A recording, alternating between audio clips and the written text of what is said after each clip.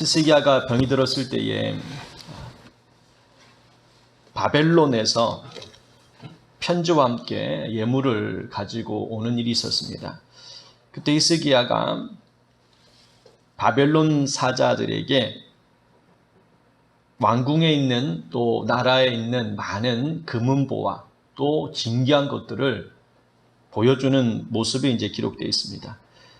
자기 자랑에 이제 빠진 거죠. 내가 이렇게 좋은 것을 가지고 있다. 이 나라가 이렇게 안전한 나라고 부강한 나라다라는 것을 이제 보여주는 내용이 기록되어 있습니다. 이것이 히스기야가 자랑에 빠짐으로 말미암아 하나님 보시기에 좋지 않았던 것을 보게 됩니다. 이사야가 히스기야에게 와가지고 이렇게 이제 이야기를 합니다.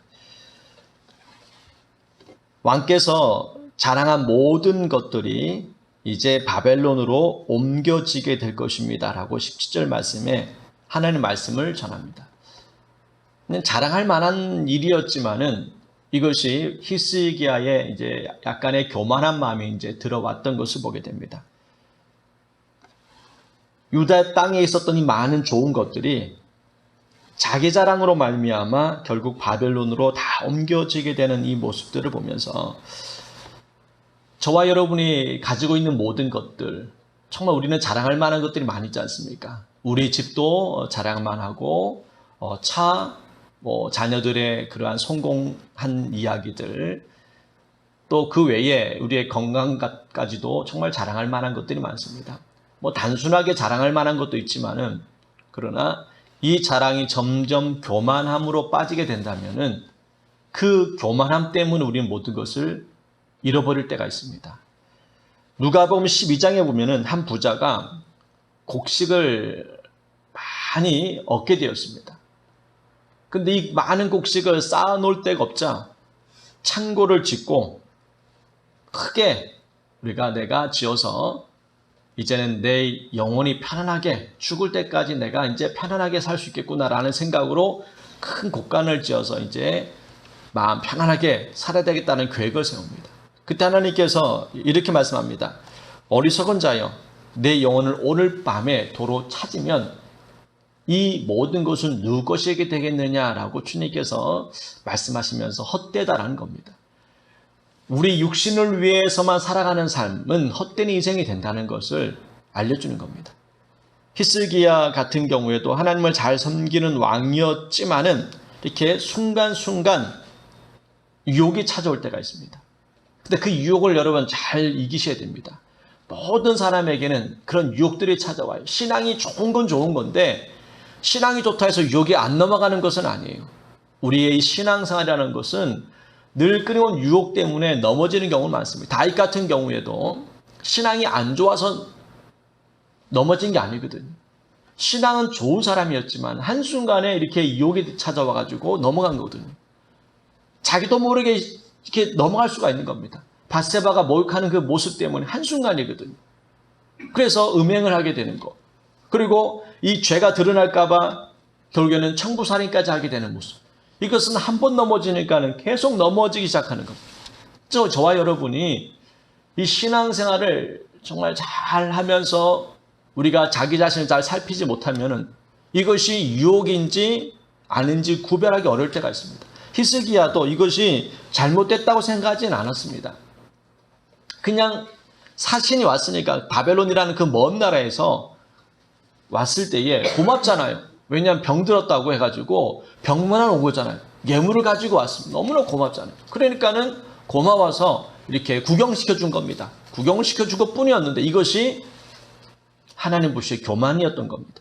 그러니까 우리도 이 교만이라는 것은 자기도 모르게 이 교만에 이게 빠지기 시작하는 겁니다. 다윗 경우에도 이제 나이가 들어서 이제 인구를 조사를 하기 시작합니다. 그러니까 이 나라가 평안하고 땅도 많이 차지하고 나라가 안정되면서부터 이제 우리나라 인구는 얼마나 될까 한번 조사해봐라 라고 했더니 많은 신하들이 반대했습니다. 이것은 굳이 할 필요 없을 것 같습니다 라고 했는데 그래도 해봐라 그랬더니 나중에 보니까 이것이 큰 죄가 되었던 거예요. 그래서 전염병이 돌므로 말미암아 정말 많은 사람이 죽임을 당한 일이 벌어집니다. 저와 여러분이 우리의 하나님의 말씀을 자꾸 우리가 듣지 않고 우리가 말씀을 보지 않으면은 우리의 이 영적인 상태는 어느 순간에 교만에 빠지게 되고 어느 순간에 잘못된 길로 걸어가게 되는 겁니다. 히스기야 같은 경우에도 그래 큰 죄는 아닌 것 같았지만은 그러나 이것이 결국 이 작은 죄가 결국에는 큰 어려움을 겪게 되는 모습을 보게 됩니다. 그래서 오늘 우리가 기억해야 될 것은요, 육신의 자랑은 한순간이라는 것을 기억해야 됩니다. 내가 가진 것 다 자랑할 만하지만은 그것은 언젠간 다 사라질 것임을 우리가 인정하셔야 됩니다. 아, 이것은 내 거가 아니다. 하나님께 잠시 나에게 주신 것이다 라고 생각을 해야 교만에 빠지지 않고 자기 자랑에 빠지지 않습니다. 내가 가진 물질들, 또 좋은 것들, 건강까지도 하나님께 주셨다라는 것을 우리가 생각해야지, 이것이 내가 이루었다라고 생각하게 되면은 마귀의 유혹에 쉽게 넘어갈 수 있습니다. 그리고 오늘 말씀 이해 보시게 되면요, 20절에 보시게 되면 히스기야가 이제 죽고 나서 남은 그런 업적들이 기록되어 있는데, 가장 큰 업적이라고 보게 되면은 신앙적인 거 말고 국가적으로 큰 업적이 있었는데, 그것이 바로 이제 수로를 만든 겁니다. 수로. 히스기야가 만든 그러한 수로가 있는데, 이 수로는 기혼샘에서 신람 연못까지 연결된 그런 수로입니다. 성지 순례 가면은 이곳을 반드시 이제 가게 됩니다. 수로를 이제 들어가요. 수로를 들어가서 그 곳에 이제 가게 되는데, 이 엄청난 업적입니다. 거기에 보면은 히스기야의 비문이라는 게 있습니다. 히스기야의 비문이 신람 연못 쪽에 이제 수로를 어떻게 만들었는지, 히스기야가 어떻게 이것을 만들었는지, 당시에는 여러분 이 기계도 없고 다 사람이 일일이 다 파서 이렇게 만들어야 되거든요. 쉽지가 않은 겁니다. 꽤 오랜 공사가 있었을 거라 생각합니다. 그 비문에 의하게 되면은 신람 연못부터 시작해서 기온샘에서 같이 파 들어간 거예요. 지금 같은 경우에도 같이 파 들어가도 맞추기도 어려운데 정말 과학적으로 어떻게 이렇게 이것을 팠는지 참 이해할 수 없는 그러한 내용이라는 겁니다. 그래서 물을 양쪽에서 파가지고 이렇게 맞춰가는 거예요. 지금은 GPS라는 게 있어가지고 서로 맞춰가지고 이렇게 하지만은 그때는 그냥 감각 어떻게 했는지 모르겠어요. 그래서 파가지고 그것도 높이도 차이도 얼마 나지 않아요. 기온샘부터 시작해서 물이 오게끔 신람봉까지 도착하도록 그 높이, 이 수로 가는 게 너무 높아도 너무 낮아도 안 되잖아요. 그 높이가 그 기온샘부터 이 신람까지 그 높이가 얼마 안 된다는 겁니다. 1m도 안 될 높이로 이렇게 해가지고 팠다고 제가 기억하는데, 어쨌든 그래요. 근데 이 비문이 이제 터키에 있는데, 어떤 사람이 이 비문을 떼가지고 팔아버리는 바람에 지금 이 비문은 터키에 이제 박물관에 있습니다. 지금은 이제 가짜로 만드는 비문이 이제 있는데, 이 대단한 겁니다, 여러분. 이 히스기야의 이 큰 업적. 그래서 예루살렘 안에도 이제 물을 먹을 수 있도록 그렇게 만든 그러한 역사에서 오늘 이 20절에도 이렇게 저수지와 수도를 만들어 물을 성 안으로 끌어들인 일은 어마어마한 일, 지금 별것 아닐지 모르지만 당시 때는 정말 큰 어마어마한 일이었던 것을 보게 됩니다. 그래서 이 수로를 발견함으로 말미암아 또 히스기야 비문을 보면서 히스기야 정말 이게 만들었구나, 그만 어마어마한 이 업적을 이뤘다라는 것을 오늘 우리에게도 말씀하고, 발견했을 때에도 참 많은 사람들이 깜짝 놀랬던 그러한 기록이 있습니다. 어쨌든 간에 오늘 우리가 히스기야가 정말 유대 왕으로서 잘했던 것은 분명한 겁니다. 그러나 성경은 항상 그의 업적을 얘기하는 것이 아니라 신앙적인 면을 항상 이야기를 합니다. 저와 여러분이 이 땅에서는 성공했을지 모르지만은 신앙적인 면에서 실패했다면 그것은 실패한 겁니다. 아합 같은 경우에 여로보암, 이스라엘 왕 여로보암 2세 같은 경우에는 업적은 정말 큽니다. 나라를 정말 잘 다스렸고 땅을 넓혔던 그러한 사람이었습니다.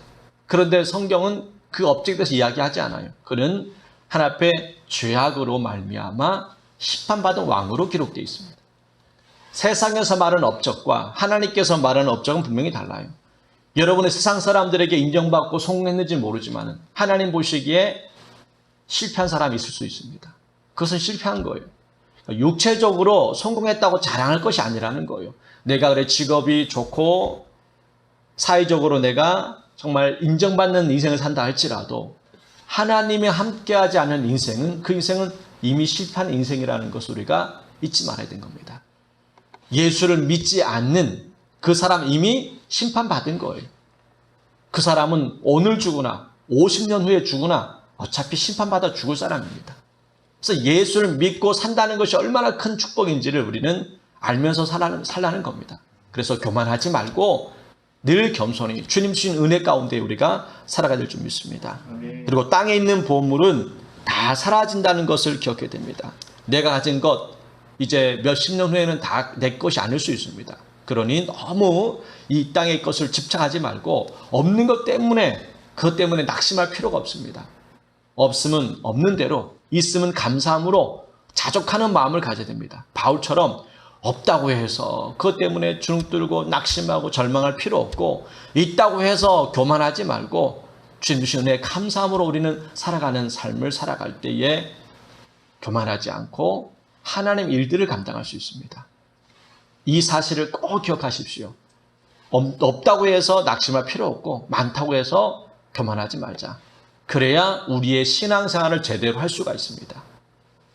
또 내가 가진 것들은 다 내 것이 아니라는 것도 기억해야 됩니다. 히스기야가 충분히 자랑했지만은 이것이 이제 결국에는 바벨론으로 다 옮겨질 것이라고 주님께서 말씀하게 되었고 결국에는 하나님 말씀대로 586년도에 남유다는 멸망을 당하고 바벨론 의해 많은 사람들이 포로로 끌려가게 되고 모든 것들이 결국 금, 은, 보화 같은 모든 것들이 다 바벨론에 다 옮겨지게 되는 모습을 보게 됩니다. 여러분의 모습도 마찬가지일 겁니다. 이제 몇십 년 후에는 여러분은 하나님 앞에 가게 될 것입니다.